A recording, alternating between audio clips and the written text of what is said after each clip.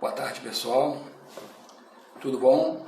Aqui é o Seixas, da Próximos Tecnologia.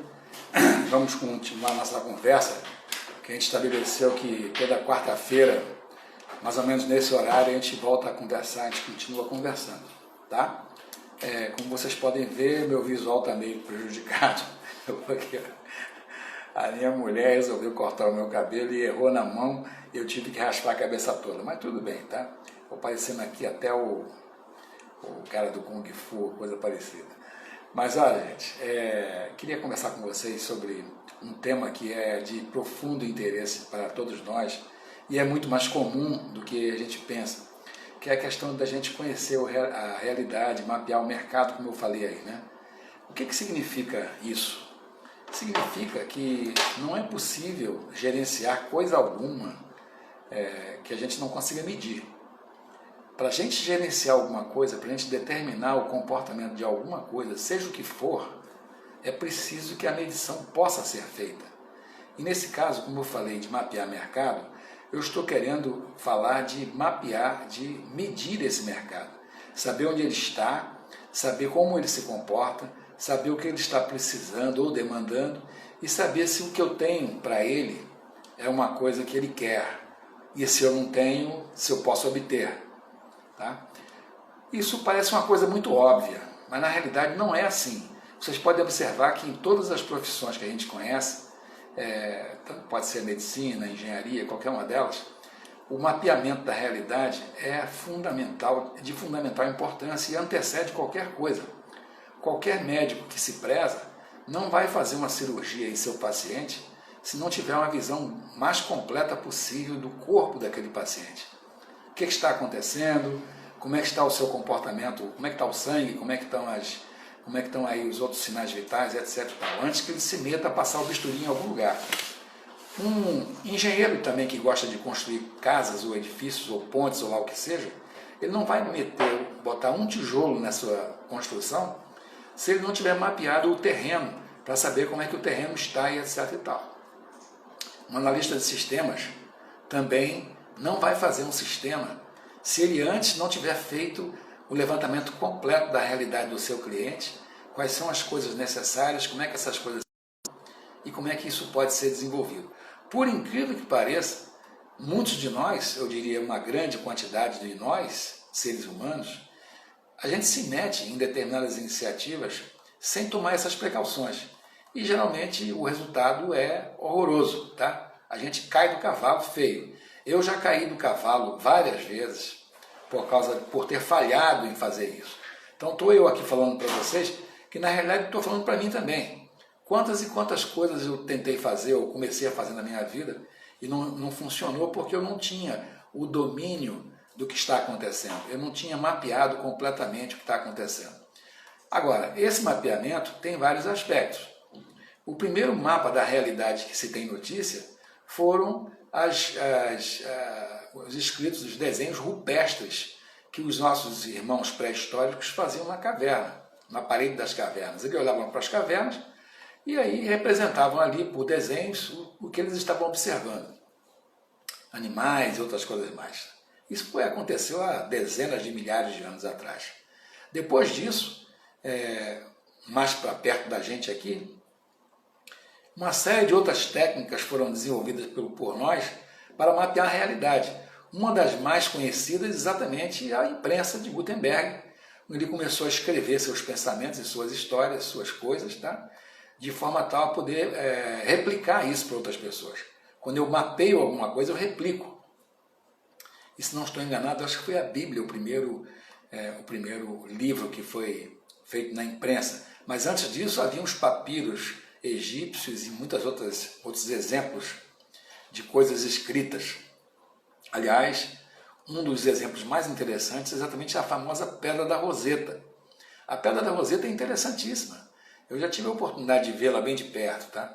Ela permitiu que se, comparando o grego, se não estou enganado, acho que era o grego, era o aramaico e os hieróglifos no mesmo texto, foi possível entender e descobrir quais eram os segredos da escrita egípcia, que é uma escrita absolutamente icônica. assim como algumas escritas orientais também são. Tá? O kanji japonês ou os ideogramas chineses trabalham com ícones. É interessante fazer isso. Tá? Também nos leva a pensar que a melhor coisa que existe para descrever alguma coisa é uma imagem. Eu sempre tive muita curiosidade em descobrir essas coisas e há muitos anos que eu venho me dedicando a estudar isso. Existem muitas maneiras de você mapear a realidade e você poder entender qual é o nível de complexidade que você está enfrentando. Muitas delas. A primeira delas é uma coisa, você pode fazer um desenho, você pode fazer um fluxograma, um diagrama de fluxo de dados, ou você pode fazer, agora recente apareceram os mapas mentais. Se vocês não tiveram contato com mapas mentais, eu sugiro que experimentem, porque é uma ferramenta de extremo poder para você mapear a realidade da tua cabeça, para você poder descrever o que está acontecendo e você entender a complexidade, ver quem se relaciona com quem está aqui, quem não está, etc. Isso é muito importante. Tá? Com as novas tecnologias mais recentes, como é o caso da internet, nós podemos agora estar aqui compartilhando essas coisas. Eu faço parte de um grupo que está desenvolvendo coisas ligadas a e-books, como fazer o e-book, como organizar, tudo isso. Né? Eu aprendi há muitos anos atrás uma forma de escrever que me foi ensinada por um grande amigo, porque eu tinha uma dificuldade, eu tinha que produzir um relatório extremamente complexo para um cidadão que ia ler esse relatório, que era uma pessoa também muito difícil, era uma pessoa de gênio que todo mundo tinha medo dele. Tá? Então eu aprendi uma técnica para fazer isso. Tempos depois eu vim a descobrir que essa técnica é uma coisa que é estudada nas escolas de Estado-Maior das Forças Armadas. E eu não sabia disso, quer dizer, fiquei sabendo muito depois. E até hoje eu uso essa técnica para descrever todas as minhas coisas. Eu diria a vocês que elas podem perfeitamente ser empregadas para descrever os problemas que vocês estão enfrentando. Só para vocês terem uma ideia muito rápida, ela se divide em algumas partes. A primeira parte é o objetivo do que você está escrevendo. Por que eu estou escrevendo alguma coisa? Segundo, são as hipóteses básicas nas quais se baseia o que eu vou escrever. Qual é a hipótese que eu tenho para desenvolver? Depois eu tenho os fatos pertinentes, apenas os fatos. Quais são os fatos que eu consigo elencar para poder viabilizar o entendimento das hipóteses anteriores? Depois que eu elenco os fatos, eu vou fazer uma discussão do problema. Eu vou discutir o problema da maneira mais livre que eu quiser e que eu puder. Finalmente, as conclusões daquilo que eu li, que escrevi e as recomendações. Olha, eu posso dizer a vocês que eu já ganhei disputas bastante complicadas com pessoas que queriam de qualquer maneira derrubar meus argumentos, quando eu usei esse tipo de organização. E esse tipo de organização pode ser usado para muitas coisas. E a programação de computadores, para quem não sabe, ela se beneficia muito desse tipo de abordagem estruturada, em que você tem inicialmente um programa com início, meio e fim. O que você tem no início? Tem isso, tem aquilo outro, das definições. Depois no meio você tem as repetições de processo. E finalmente você tem as conclusões. Bom, para que eu estou dizendo tudo isso? Porque esse negócio de você tentar entender a realidade e tentar observar o que acontece, eu vou cometer aqui uma ousadia de fazer uma comparação disso com um símbolo que é extremamente conhecido de vocês todos. Garanto que todo mundo sabe, ou já viu esse símbolo em algum lugar. É um símbolo utilizado em várias religiões, em várias seitas, em vários grupos, que é um triângulo com olho dentro. Todas as vezes em que a gente olha para aquilo, a gente acha que aquilo ali é a representação de Deus, né? Deus estaria sendo representado por aquele sinal ali, por aquele símbolo. Você vai ver esse símbolo na nota de $1 americano, você vai ver esse símbolo em muitos lugares, dentro de organizações discretas, como é o caso da maçonaria, você vai ver na Rosa Cruz, em muitos outros lugares. E todo mundo acha que esse símbolo é a representação de Deus. Eu também pensava assim, mas eu comecei a pensar que, de repente, esse símbolo é a representação de nós mesmos. Nós, o olho que quer ver, está circunscrito por 3 lados do triângulo. Cada um deles representa a altura, comprimento e largura, os 3 elementos básicos do modelo tridimensional de realidade que nós temos. Nós vivemos num mundo de 3 dimensões. E esse olho que está ali olha para essas 3 dimensões e quer dominar essas 3 dimensões. Portanto, isso é apenas uma curiosidade, uma associação que eu fiz. Não sei se vocês vão concordar ou não, mas é uma forma que eu estou tentando de explicitar o que eu imagino a respeito disso. O que eu quero dizer para vocês é que vocês têm que se dedicar a buscar formas de descrever a realidade em que vocês enfrentam para poder resolver qualquer problema de negócios que vocês queiram começar.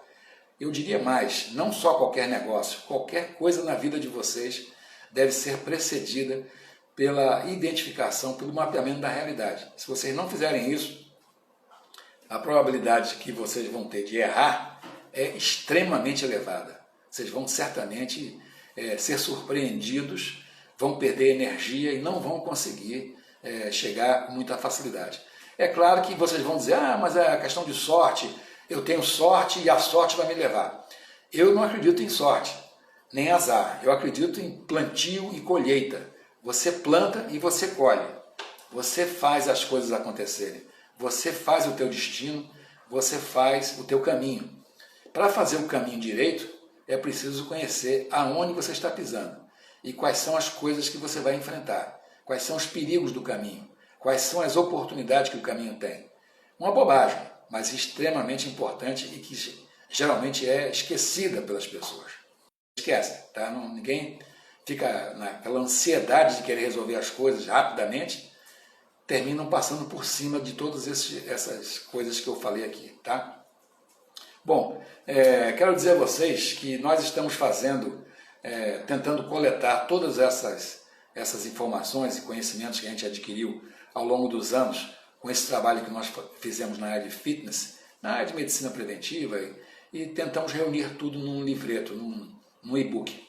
Esse book tem um tema de caminhos, quais são as alternativas que os professores de educação física podem ter. Esse livro já está pronto, já foi registrado no ISBN e eu inclusive coloquei no nosso site. Mas, por uma fraqueza da minha parte, que eu sou meio perfeccionista, eu não fiquei muito feliz com aquilo que eu tinha produzido em termos gráficos e pedi a um pessoal especialista para que eles façam uma rediagramação, uma nova capa, para a coisa ficar mais agradável de se ver, tá? Mais bonita aos olhos. Tá?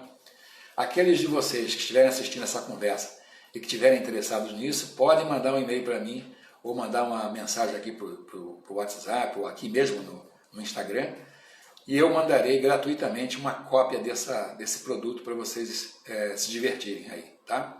É claro que eu espero que vocês tenham um sentido bem crítico disso, preciso que vocês falem o que pensam, digam bastante se concordam, se não concordam, se estava bom, se não estava e onde é que não estava bom.